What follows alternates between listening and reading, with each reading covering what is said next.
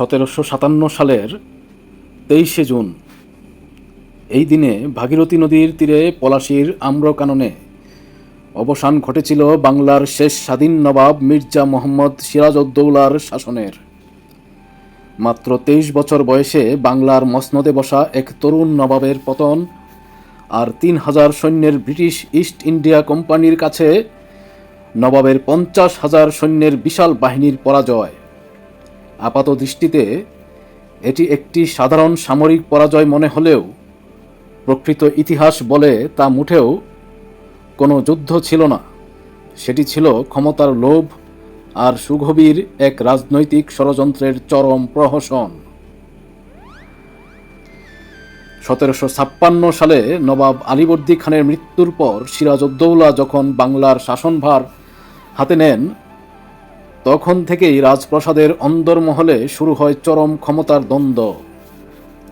নবাবের খালা ঘসেটি বেগম আর খালাতো ভাই শৌকত জং শুরু থেকেই তার বিরোধিতা করেন। এই অভ্যন্তরীণ কোন্দলকে পুঁজি করেই লর্ড ক্লাইভ হাত মেলান সেনাপতি মীর জাফর আলী খানের সাথে।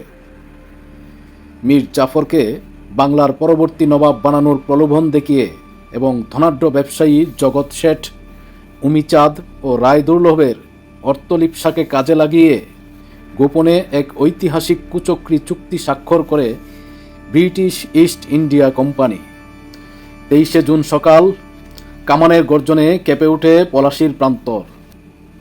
মীর জাফরের অধীনস্থ বিশাল সৈন্যদল পুতুলের মতো দাঁড়িয়ে থাকলেও নবাবের দুই বিশ্বস্ত দেশপ্রেমিক ও বীর সেনাপতি মীর মদন আর মোহনলাল ইংরেজদের উপর সিংহের মতো ঝাঁপিয়ে পড়েন। তাদের সাহসিকতার সামনে টিকতে পারছিল না ব্রিটিশরা। কিন্তু ঠিক দুপুরের দিকে প্রকৃতির এক নির্মম পরিহাস পুরো ইতিহাসের গতিপথ বদলে দেয়।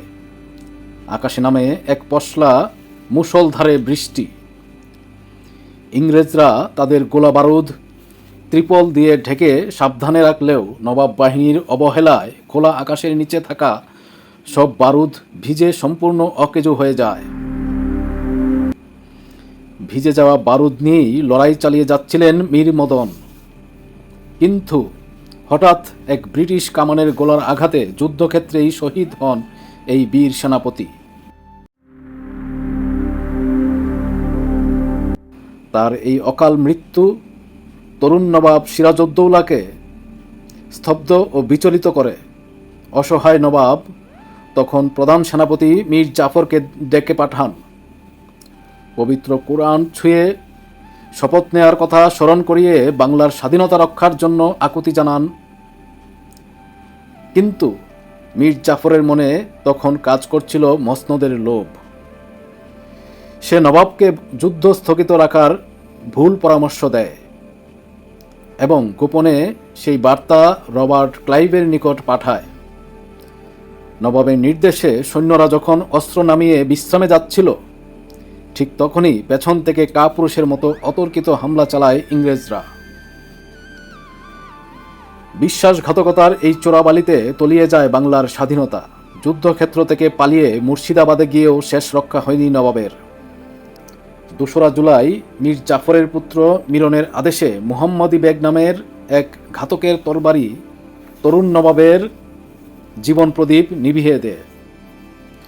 পলাশীর এই পরাজয় কেবল একজন শাসকের পরাজয় ছিল না, এটি ছিল সমগ্র ভারতীয় উপমহাদেশের 190 বছরের পরাধীনতা ও শৃঙ্খলতার সূচনা। ইতিহাস মীর জাফরদের আস্থা করে নিক্ষেপ করেছে, কিন্তু নবাব সিরাজউদ্দৌলাকে স্থান দিয়েছে বীরের আসনে।